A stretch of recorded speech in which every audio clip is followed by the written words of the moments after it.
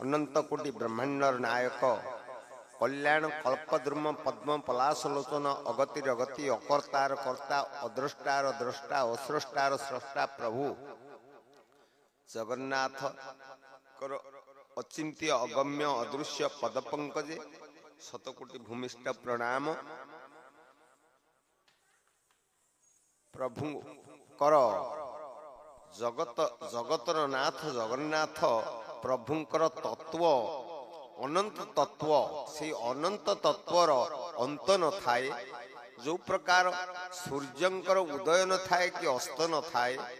वायु प्रवाहर जो प्रकार दिग न थाए कि विदिग न थाए, समुद्र जलर जो प्रकार क्षय न थाए कि वृद्धि न थाए, जगतर नाथ जगन्नाथंकर से तत्व अनंत तत्व से तत्वर आरंभ न थाए कि शेष न थाए। शेष जोठी ही थाए आरंभ से ही थाए। तेणु प्रभुंकर अनंत तत्व कहिबा पाई आमे माने हिचे मनीष, किंतु जगतनाथ जगन्नाथंकर परम शास्त्र होची भागवत। श्री जगन्नाथंक संगीत परम शास्त्र भागवत। भागवत रे लिखा है अनेक जन्म पुण्य बले मनुष्य देह मोहितले। तेणु आम मानकर अनेक जन्मर पुण्य थिबारु आमे आज भारत वर्षर उत्कल प्रदेश रे कपिल संहिता कहती वर्षाणा भारत श्रेष्ठ देशाणा उत्कल श्रुत उत्कलस्य समदेश देश नास्ति मोहितले। पृथ्वी रे जेते महादेश गढ़ी उठी जेते देश गढ़ी उठी भारत भली देश धर्म राष्ट्र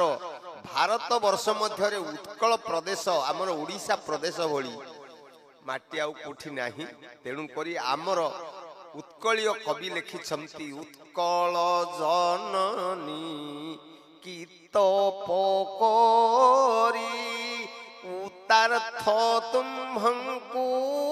पक्षरे धरी छड़ाई आनिछि स्वर्ग संपद मर्त्यरे लभिछि वैकुंठ पद धन्य तो पुण्य महिमा जे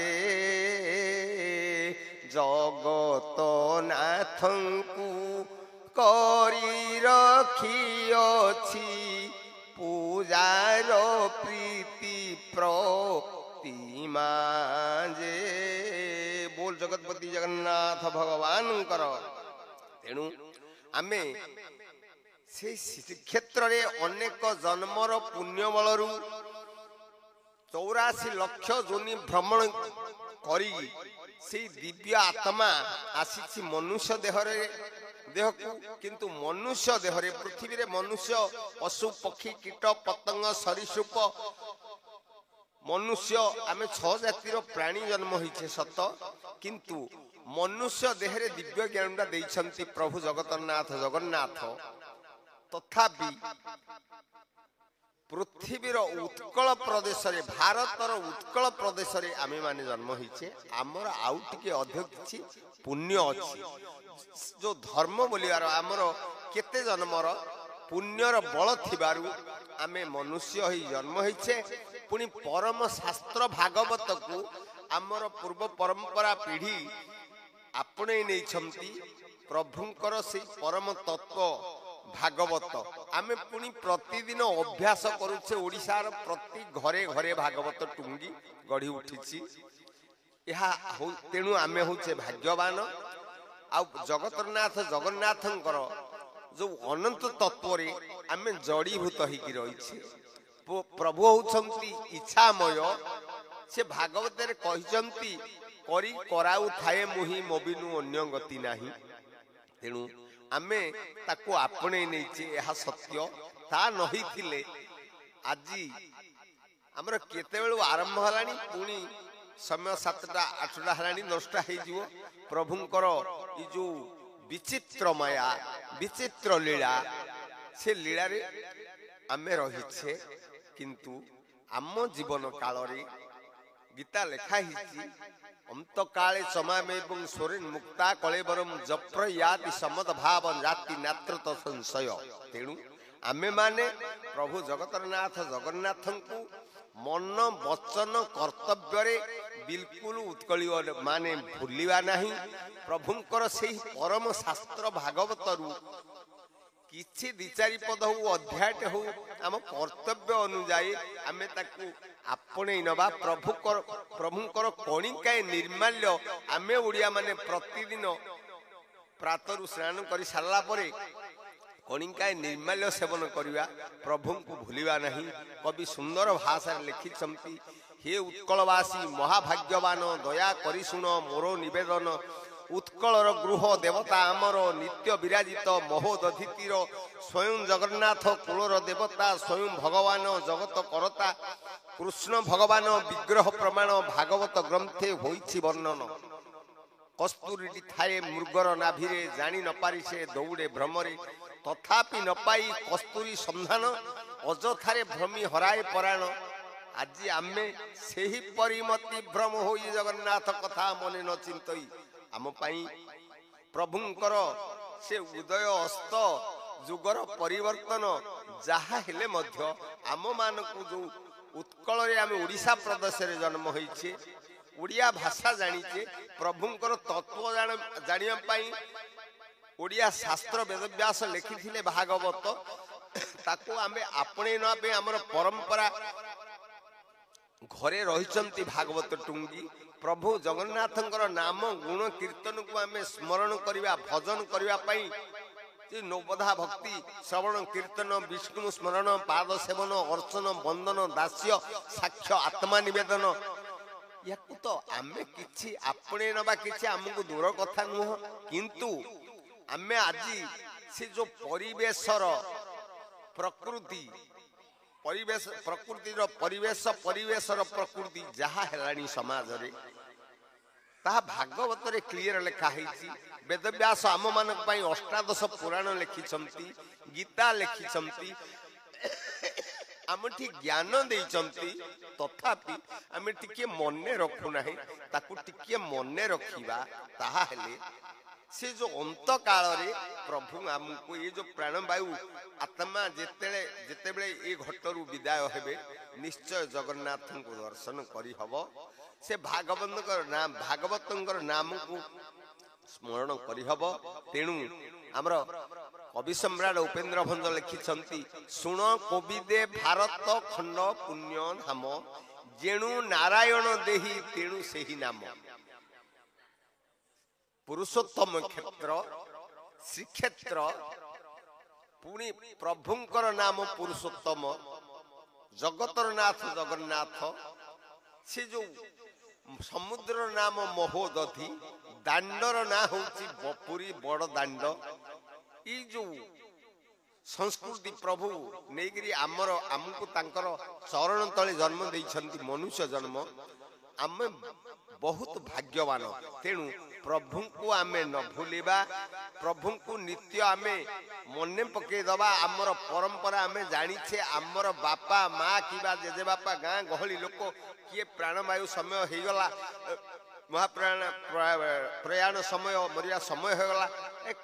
निर्माल्य पानी दियो ई विश्वास आमे सब केही अजानिबा लोक अच्छे समस्ते जानिछे किंतु ता पूर्वरु आजि ठारु आमे अभ्यास करि नबा प्रभुंकर नाम ये विष्णु सहस्र नाम अच्छी विष्णु सहस्र नाम रे 3 नंबर श्लोक जोग जोग विदांग नेता प्रधान पुरुषेश्वर हमको जो रोग आसिकी माड़ी बसिलानी समाज रे आकर्षण करि जाउछि आमे माने समस्त मनीष होइछि आम मनीष पाई होउछि जोग आमे जदी जोगरे टिके जदी निवृत्ति हबा प्रभु होचंती जोगर नेता जोग जोग विदांग नेता प्रधान पुरुषेश्वर आमे प्रतिदिन राति पाइले जेमती मुह धोउचे स्नान करूचे आमे स्नान नकले भी चलियो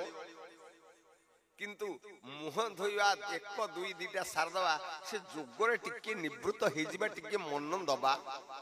आम देह को जो रोग आसिक आकर्षण करुच्ची से बिंदु विसर्ग आसब ना माने जोग एते शक्ति से होचंती जोग जोग विदांग नेता आमे दिन दिन रे दिथर 5-5 मिनिट मध्य प्रभुंकर सेई निर्देश जो अभ्यास ताको आमे अनुकरण कले जो शह शह रोग व्यापुची सिरा प्रसिरा बात बढ़ी जाउची संपूर्ण से आमे निष्कलंक ही जीवा से रोग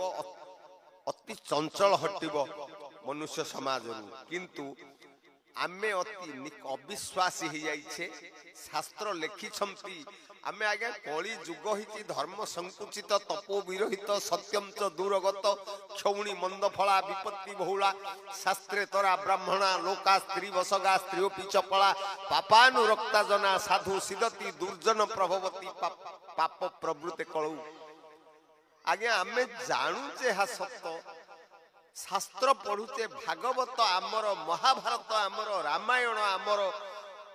जगतरनाथ जगन्नाथ तांकर चरण तले शरणापन्न करिसंती जीवात्मा को मनुष्य शरीर देई किंतु मनुष्य कोन खाए से केतेला संध्या हो गले हां खाइबा दिन रे परिश्रम करथिबा सोइबा जगन्नाथ को स्मरण करी विश्राम नबा उठिला माते स्मरण करिया जगन्नाथ को तार शेष फाइनल प्रथम शब्द केवल उच्चारण करदे किसी असुविधा नहीं प्रभु शुणवे से कथा आमर डाक मनुष्य देह दिव्य ज्ञान से जिनटा तथापि आमे ताकू मने रखुने आधुनिक जुग हैला बोली शास्त्र लिखिछि माछ मांस अंडा मद ए नुहे मनुष्य खाद्य ताहा नहले पुनी आज समाज रे बिल्कुल होउनी ए लोक तो से गुड़ा ग्रहण करूना नकले केमिति हम ये जो धृष्टता भाव जाति विद्या महत्पंच रूप यौवन में जत्रेन परिवर्जते पंचायती भक्ति कंटका आगे आम मन भितरे जहा भाविबा जगत भाव जगन्नाथंकर भाव निष्काम तत्व जी जगन्नाथंकर भागवत तत्व को आमे आपणे नबा ताहा हेले भगवानंकर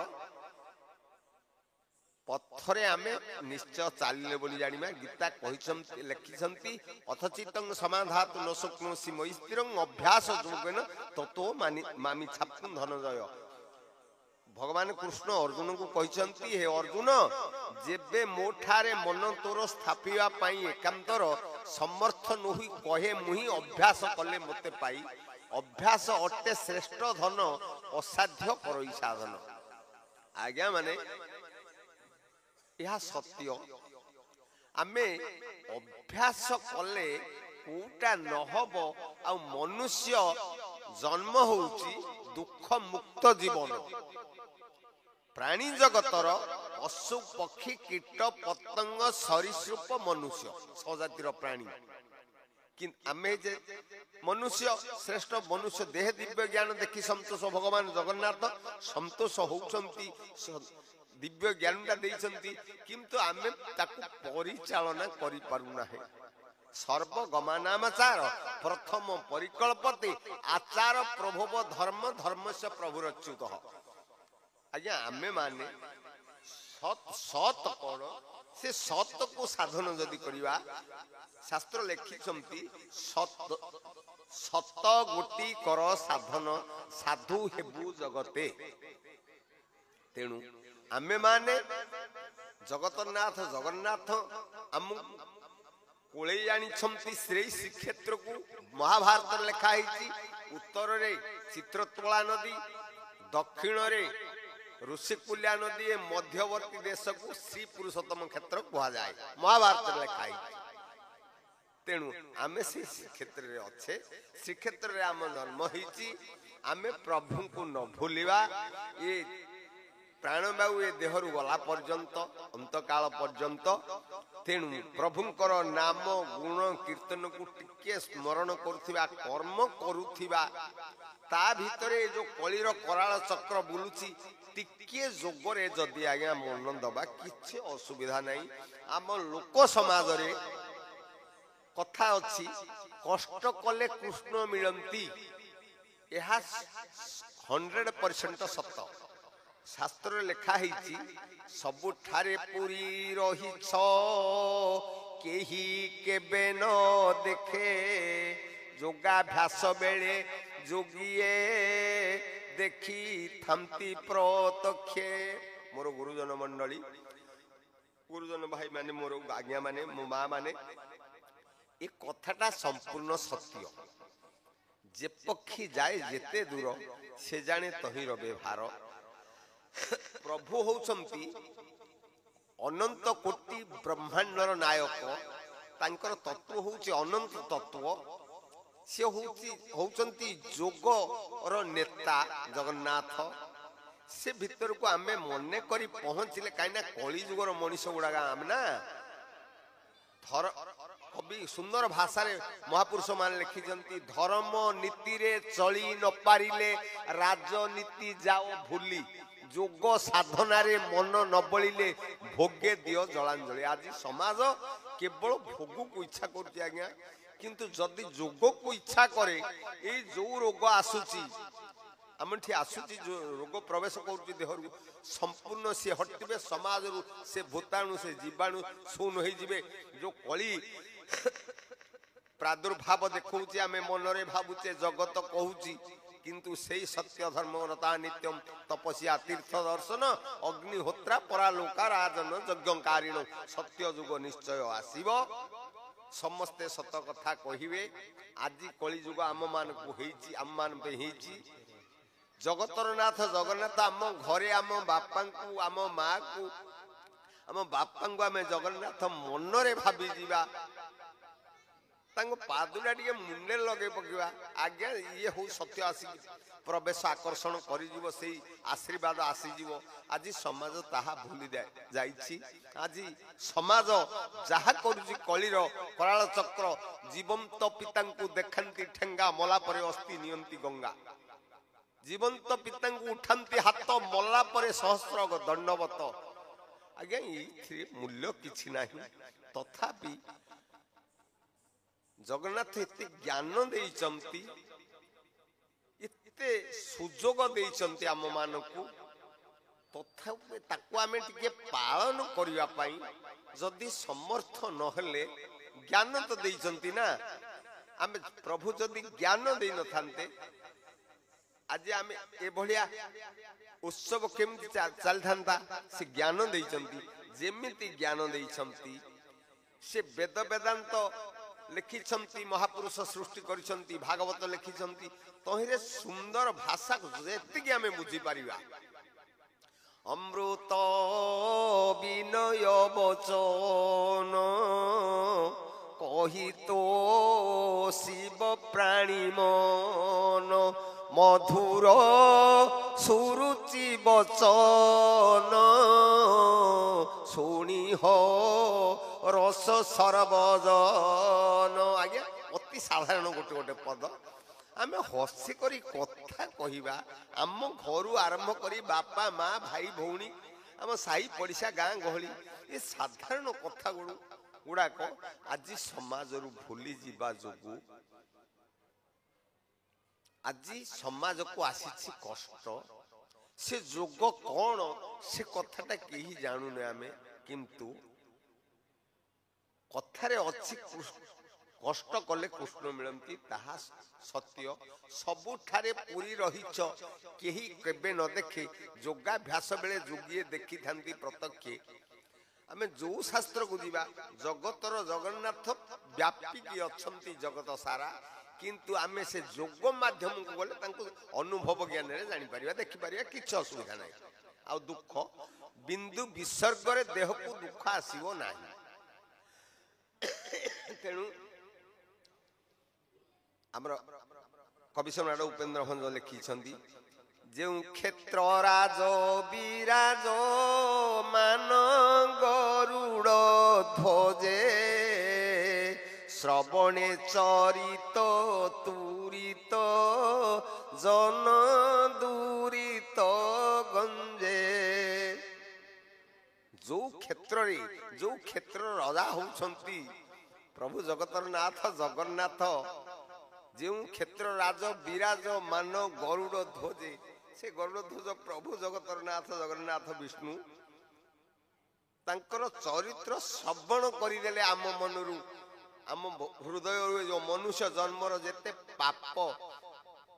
चाली जीव किछि रहिबो नाही से जो वैकुंठ भोग करिबा आमे माने किछि असुविधा नाही। विभिन्न अष्टादश पुराण वेद वेदांत भागवत समस्त शास्त्र रे लेखा हेछि भगवान को पाइबा पई दूर रास्ता नुह भाव को निकट अभाव को दूर तेणु आमे से भाव को जीवा प्रभु को निकट रे पहुंची जीवा ताको पालन करिया पई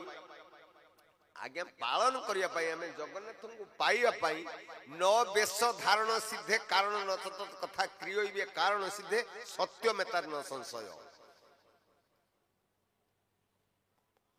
शास्त्र लेखुची ताहा आमे मन भितरे ताहा जदि भाबिबा प्रभु परमात्मा परम ब्रह्म महाभारत ये भागवत लेखा ही उत्कल महोदधि तटे कल्प उत्तर महोदधि कूले कल्पवट मूले गुप्त ही थिबे जगन्नाथ आमर भागवत लेखा ही ब्रह्म सर्वदा स्थिति होउचंती से कल्पवट मूलरे तेणु तथापि आमे माने विश्वास करूचे किंतु तांकर जो परम शास्त्र भागवत गुडार पदे टिके आचरण रे आमे लगेबा सेटा अभाव हबा जोगु आम भितरे